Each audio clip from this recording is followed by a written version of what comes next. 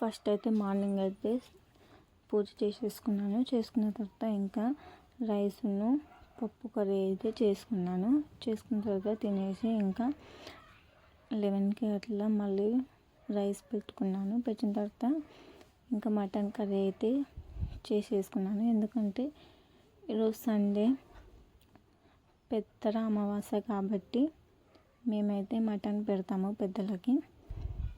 అందుకోసమని ఇంకా ఇక్కడైతే మటన్ అయితే ప్రిపేర్ చేసిన తర్వాత ఇంకా వాళ్ళకైతే నైవేద్యంగా అయితే ఆకులో వేసుకున్నాను. ఇంకా కార్జం ఖచ్చితంగా అనేసి కార్జం కూడా వేసుకున్నాను. ఇక్కడ చూడండి మా హస్బెండ్ వాళ్ళ నానమ్మ, తాతయ్య అలాగే వాళ్ళ బాబాయ్ ముగ్గురికైతే ఇంకా కోటలను, కళ్ళు, నైవేద్యం, దీపం, పూలు అన్నీ సమర్పించేసి ఇంకా మేమైతే ఫైనల్గా ఈవినింగ్ అయితే లంచ్ చేసేసాము.